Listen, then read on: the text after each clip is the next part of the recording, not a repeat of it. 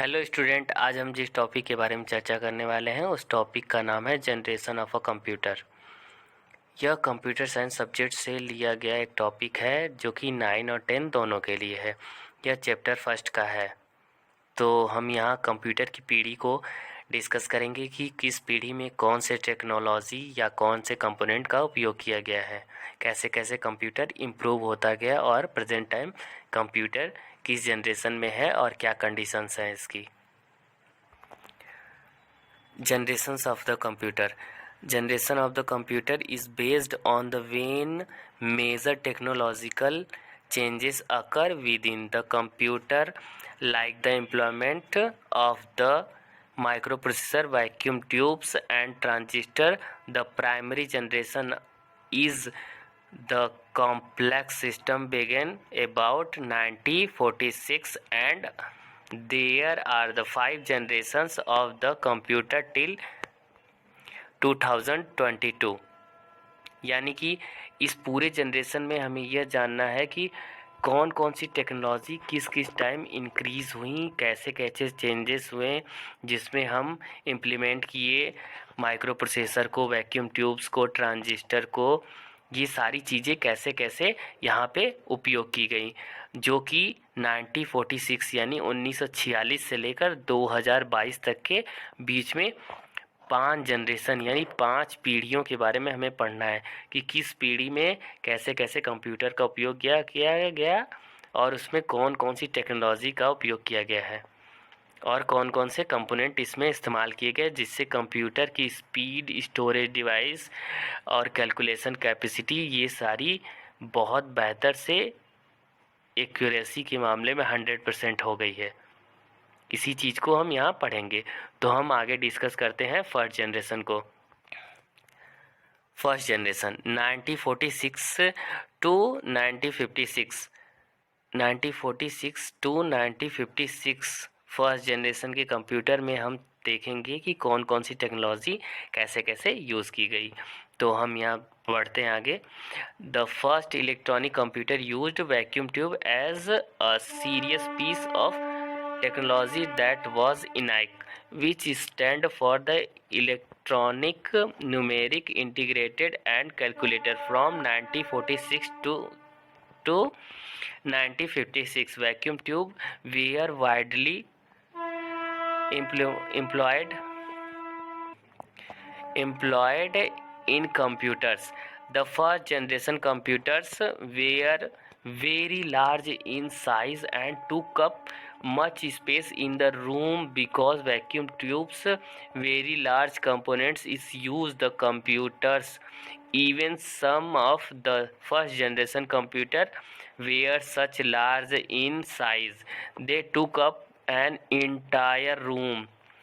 It weighed more than 30 tons and included 70,000 transistors, 10,000 capacitors. Additionally, as approximately 20,000 vacuum tubes. The below pictures is of the some vacuum tubes. Some samples of the primary generation of computers are given below. जैसा कि यहाँ बताया जा रहा है कि first generation के computer में सबसे पहला इलेक्ट्रॉनिक कंप्यूटर इनाइक इन्वेंट किया गया जिसमें हम वैक्यूम ट्यूब का इस्तेमाल करते हैं यानी किए थे। यह वैक्यूम ट्यूब 1946 से लेकर 1956 तक वर्क किया और वैक्यूम ट्यूब के इस्तेमाल से फर्स्ट जनरेशन के कंप्यूटर का साइज़ या आकार कह सकते हैं बहुत बड़ा, एक रूम के बराबर था, क्योंकि उसमें लगाए गए वैक्यूम ट्यूब की साइज़ बहुत ज़्यादा ही थी। यह पूरे एक इंटायर रूम के बराबर था, यानी एक पूरे बड़े से रूम के बराबर था जिसका वेट यानी जिसका वज़न 30 टन था और इसमें 70,000 रजिस्टर, 10,000 कैपेसिटर एंड 20,000 यानी 20,000 वैक्यूम ट्यूब का इस्तेमाल किया गया था, जिसकी मदद से यह कंप्यूटर वर्क करता था। और वैक्यूम ट्यूब का साइज़ बहुत लार्ज होने के कारण यह फर्स्ट जनरेशन का कंप्यूटर बहुत ज़्यादा ही लार्ज था। कुछ एग्जाम्पल यहाँ दिए गए हैं, जैसे UNIVAC, IBM 701, इनाइक, EDVAC, IBM 650। यह सारे फर्स्ट जनरेशन के कंप्यूटर के मॉडल्स हैं, यानी नेम्स हैं। और यहाँ पे फिगर में आपको दिखाई दे रहे हैं पिक्चर्स। ये सारे अलग अलग तरीके के वैक्यूम ट्यूब्स हैं जिनका इस्तेमाल उस समय के कंप्यूटर यानी 1946 से लेकर 1956 तक के कंप्यूटर यानी इलेक्ट्रॉनिक कंप्यूटर में उपयोग किया जाता था। Advantages of the first generation computer. यहाँ पे हम फर्स्ट जनरेशन के कंप्यूटर के गुड क्वालिटीज़ को डिस्कस करेंगे, यानी एडवांटेजेस। लिखा हुआ है कि these computers were in no time in terms of calculating, they might calculate in millisecond. यानी उस समय भी कंप्यूटर की कंडीशन अच्छी थी जिसमें वह कैलकुलेटिंग पॉसिबल थी। बड़े से बड़े कैलकुलेटिंग को या कैलकुलेट करने के मेथड मिली सेकेंड में ही थे, यानी बड़े से बड़ा कैलकुलेशन को यह मिली सेकेंड में पॉसिबल कर सकता था। अगला है vacuum tubes are the electronic components available at the time. उस समय, इतने पुराने समय में भी यहाँ पे इलेक्ट्रॉनिक कंपोनेंट का उपयोग किया जाता था जिसका नाम था vacuum tubes, which were used by this computer. उस समय भी वैक्यूम ट्यूब्स का बहुत ज़्यादा ही इस्तेमाल किया जाता था जिसकी मदद से यह सब पॉसिबल हो सका। बिना वैक्यूम ट्यूब के इलेक्ट्रॉनिक कंप्यूटर उस टाइम बनाना पॉसिबल नहीं हो सकता था। तो यहाँ पे यह इलेक्ट्रॉनिक कंप्यूटर वैक्यूम ट्यूब्स का बहुत ज़्यादा ही महत्व माना जाता है। Disadvantage of the first generation computer. अब हम यहाँ इसके डिसएडवांटेज पे चर्चा करेंगे। These computers weighted was about 30 ton and took up a lot of space as they were very big size। इसमें बताया जा रहा है कि इस कंप्यूटर का वजन भार 30 टन था जो कि एक बहुत ज़्यादा ही लार्ज स्पेस को ऑक्यूपाई कर लेता था क्योंकि इसकी साइज बहुत ही ज़्यादा बड़ी होती थी। These computers were very costly and based on the vacuum tubes। उस समय के कंप्यूटर बहुत ज़्यादा ही महंगे होते थे और यह वैक्यूम ट्यूब्स के ऊपर बेस्ड होते थे। Due to the presence of mechanic drum they were only able to store a small amount of information. उस समय जिस हम स्टोरेज डिवाइस का इस्तेमाल करते थे उसका नाम है मैग्नेटिक ड्रम। मैग्नेटिक ड्रम जो कि बहुत बड़ा था साइज़ में और उसमें स्टोरेज कैपेसिटी बहुत ज़्यादा ही कम थी, यानी हम स्मॉल साइज का इंफॉर्मेशन ही स्टोर कर सकते थे। As the first generation of computers were used vacuum tubes which need a large cooling system. First generation के कंप्यूटर में हम वैक्यूम ट्यूब के इस्तेमाल से ज़्यादा मात्रा में करते थे जिसकी वजह से हमें कूलिंग की आवश्यकता होती थी। बहुत लार्ज यानी बहुत बड़े मात्रा में कूलिंग की ज़रूरत होती थी जिससे कि सिस्टम को कूल किया जा सके, क्योंकि वैक्यूम ट्यूब से निकलने वाले हीट की वजह से सिस्टम डैमेज हो सकते थे।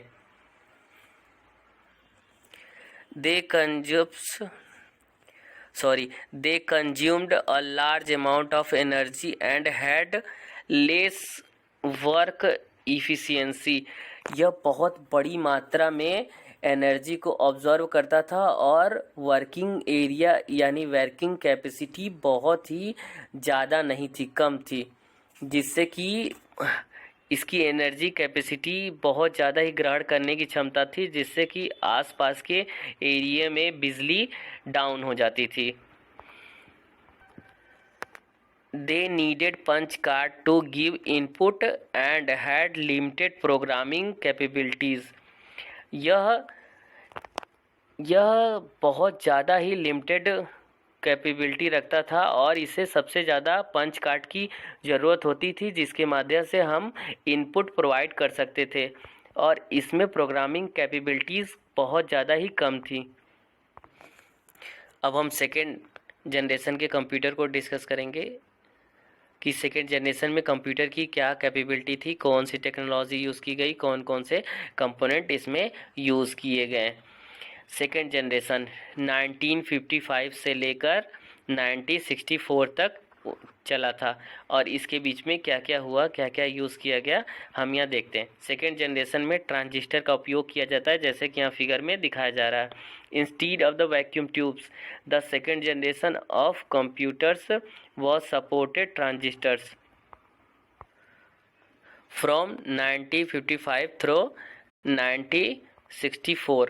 Transistors were widely utilized within the second generation of computers as compared to the primary generation of computers. These computers were small in size because they used transistors in these generation of computers that were smaller than vacuum tubes.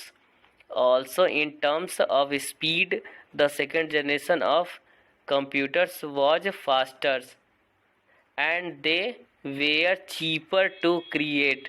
In 1955, computer TX0 was introduced, which was the primary computer that used transistors. Some samples of the second generation of the computer are given here. जैसा कि इसमें बताया जा रहा है कि second generation के computer को जब लॉन्च किया गया, यानी जब वह मार्केट में आया, तो उसमें वैक्यूम ट्यूब्स की जगह ट्रांजिस्टर ने ले लिया था, जो कि ट्रांजिस्टर उस कंप्यूटर को सपोर्ट करता था जो 1955 से लेकर 1964 तक वर्क किया। ट्रांजिस्टर के आ जाने की वजह से सेकेंड जनरेशन के कंप्यूटर का आकार छोटा हो गया, क्योंकि ट्रांजिस्टर वैक्यूम ट्यूब्स के मुकाबले बहुत ज़्यादा ही छोटे थे। वैक्यूम ट्यूब की जगह ट्रांजिस्टर के लेने से इसकी स्पीड बढ़ गई और कंप्यूटर को क्रिएट ज़्यादा मात्रा में किया जा सकता था, क्योंकि यह बहुत ही सस्ते थे, जिसका उपयोग करके वह कंप्यूटर को बना सकते थे। और वह 1955 में जिस कंप्यूटर को लॉन्च किए उसका नाम था कंप्यूटर TX0। और प्राइमरी कंप्यूटर, जो हम प्राइमरी कंप्यूटर यूज़ करते थे फर्स्ट जनरेशन में, उसके मुकाबले यह बहुत ही अच्छा और साइज़ में छोटा था। कुछ एग्जाम्पल्स दिए गए हैं यहाँ पे सेकेंड जनरेशन के कंप्यूटर के, जैसे कि CDC 3600, Honeywell 400, UNIVAC 1108, IBM 7094, CDC 1604 and many more. और भी बहुत सारे एग्जाम्पल्स हैं इसके, लेकिन इसके बारे में नहीं बताया गया अभी तक, बस इतना ही है। इन्हीं के बारे में जान सकते हैं, एग्जाम्पल में इतने बहुत हैं। तो सेकेंड जनरेशन के बाद अब इसके एडवांटेज एंड डिसएडवांटेज को डिस्कस करते हैं। Advantages of the second generation of the computer: the dimensions of the electron component decreased thanks to the existence of transistor rather than vacuum tubes. Hence, the scale of those computers was small in size as compared to the previous generation of a computer. जैसा कि यहाँ बताया जा रहा है कि यहाँ पे ट्रांजिस्टर की जगह ट्रांजिस्टर का उपयोग करने से, यानी वैक्यूम ट्यूब का जब जगह ट्रांजिस्टर ने लिया, तो यह इस स्केल यानी कि यह छोटे साइज़ का हो गया, उसकी स्केल की मात्रा कम हो गई, जो कि प्रीवियस जनरेशन के कंप्यूटर से बहुत ज़्यादा ही कम थी। यानी हम यह मान सकते हैं कि इसका यह बहुत बड़ा एग्जाम्पल है कि इसकी साइज़ को डिक्रीज़ कर दिया गया, वो भी ट्रांजिस्टर जैसे ही मार्केट में लॉन्च हुआ। यानी सेकेंड जनरेशन में ट्रांजिस्टर के उपयोग से कंप्यूटर का आकार छोटा हो गया। These computer consumed less energy and did not produce the maximum amount of heat because of the first generations of the computer। जैसा कि इसमें बताया जा रहा है कि यह बहुत कम एनर्जी को कंज्यूम करती थी यानी ऑक्यूपाई करती थी और यह हीट को प्रोड्यूस भी नहीं करती थी जैसा कि फर्स्ट जनरेशन कंप्यूटर में होता था। In these computer punch card and assembly language were used to given input. Second generation के कंप्यूटर्स में असेंबली लैंग्वेज के साथ साथ पंच कार्ड का भी उपयोग किया जाता था। फर्स्ट जनरेशन के कंप्यूटर के मुकाबले यह ज़्यादा बेहतर था, जो कि फर्स्ट जनरेशन में ओनली पंच कार्ड का उपयोग किया जाता था इनपुट देने के लिए, बट यहाँ असेंबली लैंग्वेज का भी यूज़ किया जाने लगा पंच कार्ड के साथ साथ इनपुट देने के लिए। As compare to the first generation it had better probability and low cost. First computer के मुकाबले यानी फर्स्ट जनरेशन के कंप्यूटर के मुकाबले यह बहुत ही बेहतर और लो कॉस्ट का था। Furthermore these computers were faster in speed as cloud calculating data in microsecond. Second generation के कंप्यूटर में फर्स्ट जनरेशन कंप्यूटर के मुकाबले स्पीड ज़्यादा हो गई और इसमें माइक्रो सेकेंड में ही डेटा को कैलकुलेट किया जाने लगा। अब हम इसके डिसएडवांटेजेस के बारे में चर्चा करते हैं। Disadvantage of the second generation of the computer. The required a cooling system and constant maintenance.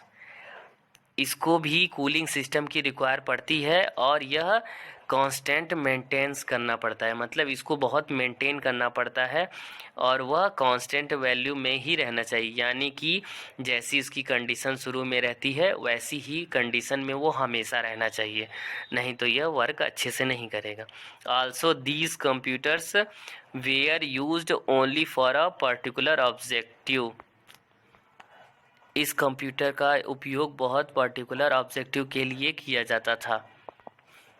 आगे हम थर्ड जनरेशन के बारे में चर्चा करेंगे। थर्ड जनरेशन की शुरुआत 1965 से लेकर 1970 तक हुई। Third generation of the computers was supported integrated circuit. Third generation के कंप्यूटर इंटीग्रेटेड सर्किट को सपोर्ट करने लगे, जिनका invent Jack Kilby and Robert Noyce ने 1958 से 1959 में किया था। which was the single component that could have a numbers of transistors. The utilization of integrated circuit within the computers made them faster and help reduce the scale of computers as compared to the second generation computer. IC के आने से यानी integrated circuit के launch होने से third generation में और इसके उपयोग से इसकी स्पीड बहुत ज़्यादा ही फास्ट हो गई compare to second generation. Second generation के मुकाबले इसकी स्पीड बहुत ज़्यादा ही फास्ट हो गई और यह स्केल के मुकाबले मतलब इसकी स्केल यानी कि इसके आकार में बहुत ज़्यादा ही कमी आ गई, यानी सेकेंड जनरेशन के मुकाबले यह और ज़्यादा ही कॉम्पैक्ट यानी छोटा होता चला गया। In the mid to late 1960 almost all computers have used integrated circuit. जैसा कि यहाँ बताया जा रहा है कि जब इसके मिड में गए तो 1960s में सभी कंप्यूटर्स में इंटीग्रेटेड सर्किट का उपयोग होने लगा। All those many people considered the time period of the third generation computer is from 1965 to 1970. Today's computers are still using integrated circuit. Below some examples of the third generation of computers are given here. इसमें बताया जा रहा है कि बहुत सारे peoples यानी बहुत सारे लोग कंसीडर करते थे थर्ड जनरेशन में आईसी के उपयोग के लिए कि आईसी का ही उपयोग आज के ज़माने किया जाना चाहिए। और यहाँ पे कुछ ऐसे थर्ड जनरेशन के कंप्यूटर्स के एग्जांपल दिए गए हैं जो कि उस समय बहुत ज़्यादा ही पॉपुलर थे और जिसका बहुत ज़्यादा ही उपयोग किया जाता था। थर्ड जनरेशन में जानने लायक बस यही बात है कि यहाँ पे ट्रांजिस्टर, यानी सेकेंड जनरेशन में ट्रांजिस्टर का उपयोग किया जाता था, उसके मुकाबले यहाँ पे आईसी का उपयोग किया जाने लगा, जिसके साथ ही उस कंप्यूटर की स्पीड बहुत ज़्यादा ही बढ़ गई और वह आकार में बहुत ज़्यादा ही छोटा हो गया। कुछ एग्जाम्पल उस कंप्यूटर के दिए गए हैं, जैसे कि IBM 370, PDP-8, ICL 2900, IBM 360, PDP-11 and many more. और भी बहुत सारे एग्जाम्पल हैं, बट हम इसी के बारे में जानते हैं। अब हम यहाँ थर्ड जनरेशन के एडवांटेजेस एंड डिसएडवांटेजेस के बारे में चर्चा करेंगे। Advantages of the third generation computers as compared to the second generation computer, these computers very cheap in the cost। Second generation के कंप्यूटर के मुकाबले थर्ड जनरेशन के कंप्यूटर की कास्ट बहुत ज़्यादा ही कम हो गई। The generations computers use integrated circuits that made them small in size, also they were reliable and faster in speed। Third generation के कंप्यूटर में इंटीग्रेटेड सर्किट यानी आईसी की मदद से इसकी साइज़ बहुत ज़्यादा ही छोटी हो गई और यह बहुत ज़्यादा ही फास्ट और रिलायबल हो गया, यानी भरोसेमंद हो गई और बहुत ज़्यादा ही फास्ट हो गई। The use of the integrated circuit was not only beneficial for reducing the size of the computer, it also enhanced the performance of the computers comparing the second generation computer। यह IC की मदद से न ही इसकी size छोटी हुई, बल्कि यह मान सकते हैं कि सेकेंड जनरेशन के मुकाबले थर्ड जनरेशन के कंप्यूटर की प्रोसेसिंग स्पीड बहुत ज़्यादा ही बढ़ गई, यानी उसका परफॉर्मेंस बहुत ज़्यादा ही गेन किया। The third generation computers introduced a big storage capacity. पहली बार जब भी हम कंप्यूटर की पीढ़ी पढ़ते हैं तो उसमें थर्ड जनरेशन में पहली बार यहाँ पे बिग स्टोरेज कैपेसिटी का जिक्र हुआ, यानी यहाँ पे बिग स्टोरेज कैपेसिटी का यूज़ हुआ जिसमें हम लार्ज अमाउंट डेटा को स्टोर कर सकते हैं। In these computers, keyboard, mouse were used to given the input rather than punch card। Third generation से ही कंप्यूटर में कीबोर्ड और माउस का उपयोग होने लगा कंपेयर टू पंच कार्ड के। सेकेंड जनरेशन में पंच कार्ड का इस्तेमाल करते थे एंड असेंबली लैंग्वेज का, पंच कार्ड का, लेकिन यहाँ पे हम कीबोर्ड और माउस का इस्तेमाल करेंगे इंस्ट्रक्शन देने के लिए।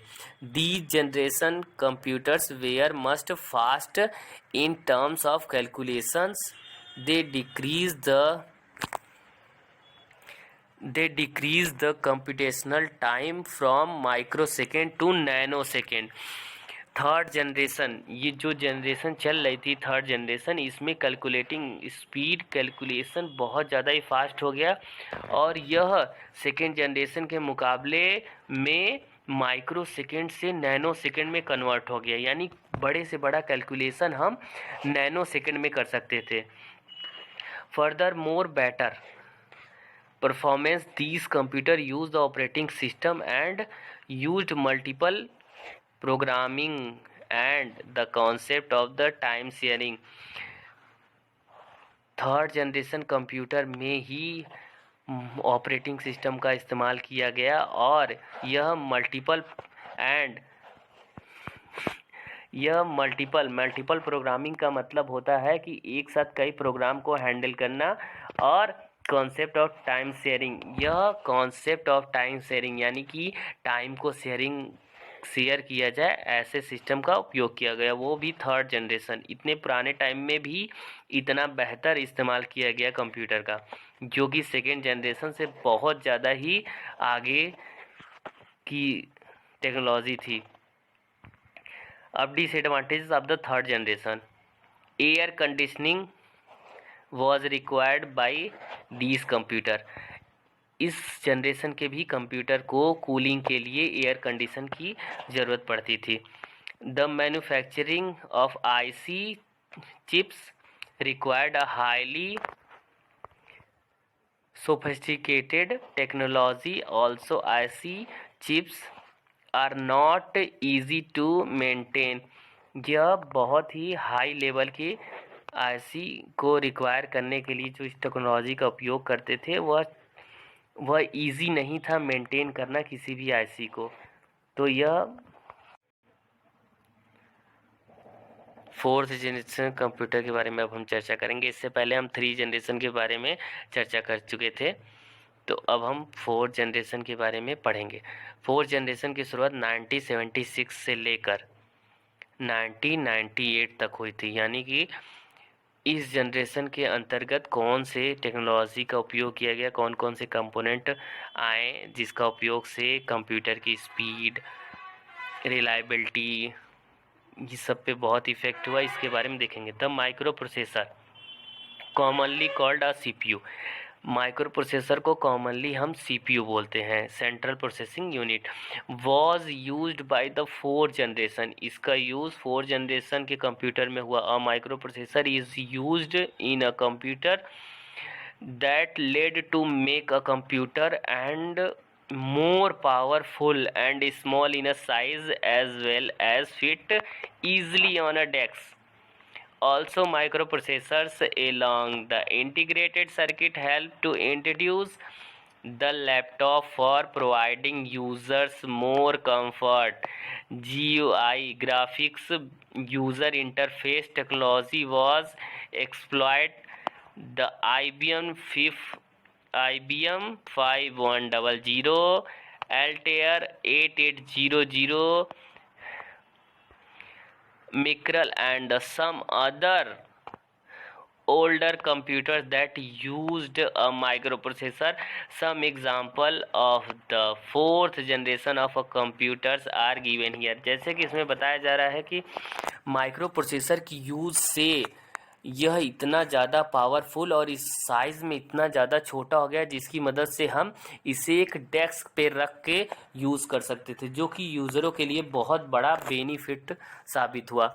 और इसमें GUI टेक्नोलॉजी का उपयोग किया गया, ग्राफिकल यूज़र इंटरफेस का उपयोग से इसको क्रिएट किया गया, जिसकी मदद से यह बहुत ज़्यादा ही फास्टेस्ट एंड स्मॉलर बना और इसको यूज़ करने के लिए बहुत ज़्यादा ही अच्छा बनाया गया, जो कि यूज़र फ्रेंडली के रूप में चर्चित हुआ। कुछ एग्जांपल्स इसके दिए गए हैं, जैसे star 1000, PUP 11, IBM 4341, DEC 10।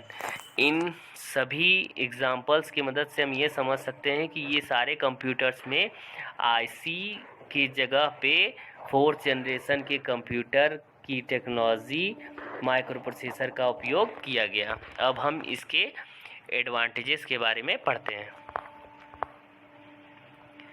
Advantages of the 4th generation of computers. The first advantages of the generation computer is that the size get reduced and fastest in computation comparing to the previous generation of computer. जैसा कि इसमें बताया जा रहा है कि इसका first advantage यही है कि यह साइज़ में बहुत ज़्यादा ही छोटा और स्पीड में पिछले जनरेशन के कंप्यूटर यानी 3rd जनरेशन कंप्यूटर से बहुत ज़्यादा ही बेहतर हो गया। It heat generated is negligible and require less maintain. यानी कि इसकी हीट जनरेट करने की कैपेसिटी एकदम ना के बराबर थी और इसको मेंटेन करने की ज़रूरत बहुत ही कम हो गई। In these type of computers all kind of high level language can be use. इन सभी कंप्यूटर्स के जो टाइप्स थे उनमें हम हर प्रकार के हाई लेवल लैंग्वेज का यूज़ करते थे। अब यहाँ 4th जनरेशन के डिसएडवांटेज के बारे में पढ़ते हैं। Disadvantages of the 4th generation of computers. The fabrication and design of the microprocessor are not a simple. इसमें जो उपयोग किए जाने वाले फैब्रिक थे और डिज़ाइंस थे यह बहुत ज़्यादा ही कॉम्प्लेक्स थे, सिंपल नहीं थे। In many cases air conditioning is needed due to the occurrence of integrated circuit। कुछ केस में इसे एयर कंडीशन की ज़रूरत पड़ती थी, जैसे कि पिछले जनरेशन में के कंप्यूटर में इंटीग्रेटेड सर्किट को पड़ती थी, उसी तरीके से। For making the integrated circuit advance technology is required. जिस टेक्नोलॉजी के उपयोग से हम इंटीग्रेटेड सर्किट को क्रिएट करते थे या बनाते थे, उससे भी एडवांस टेक्नोलॉजी की ज़रूरत पड़ती है माइक्रो प्रोसेसर को बनाने में। यह इसका बहुत बड़ा डिसएडवांटेज माना जाता है। अब हम अगले जनरेशन के ओर बढ़ते हैं और उसको डिस्कस करेंगे। फिफ्थ जनरेशन 1998 टू प्रेजेंट, यानी 1998 से लेके अभी तक के रिकॉर्ड में इसको माना जाता है। लिखा हुआ है the fifth generation of computers is predicated on artificial intelligence AI is an advanced technology that contains various possible applications all over the world. The primary purpose of the generation of computers is to make a device more capable of self-organization and learning, including cloud response to nature language input. The 10 million electronics component has consisted of the production of a microprocessor, as this generation is based on the ultra large scale integration ULSI. All those AI made computers more powerful, there is still a need for some improvement in the computer। जैसा कि हम सभी जानते हैं कि present time बहुत सारे AI technology का उपयोग किया जाता है, बट जो फिफ्थ जनरेशन में AI टेक्नोलॉजी का उपयोग किया जा रहा है, इसमें यह सभी जनरेशन के कंप्यूटरों से बहुत ज़्यादा ही हाई लेवल टेक्नोलॉजी का उपयोग किया जाता है, जिसकी मदद से कंप्यूटर्स की जो प्राइमरी पर्पस है वह यह जान सके कि वह सेल्फ खुद को ऑर्गेनाइज करे, खुद से सीखे और खुद से रिस्पॉन्स करे। यानी कि एक ऐसा कंप्यूटर क्रिएट किया जा रहा है AI की मदद से, जिसमें कंप्यूटर खुद से डिसीजन मेक कर सके, यानी खुद से डिसीजन ले। यह अभी भी वर्किंग स्टेट में है, इसलिए यहाँ पे 1998 से प्रेजेंट के बारे में दिया गया, यानी अभी भी इसके बारे में खोजबीन चल रही है, जिसकी मदद से हम यह किया पॉसिबल कर सके। जैसा कि इसमें बताया जा रहा है कि इसमें जो माइक्रो प्रोसेसर को यूज़ किया जाता है, वह माइक्रो प्रोसेसर में 10 मिलियंस यानी 10 लाख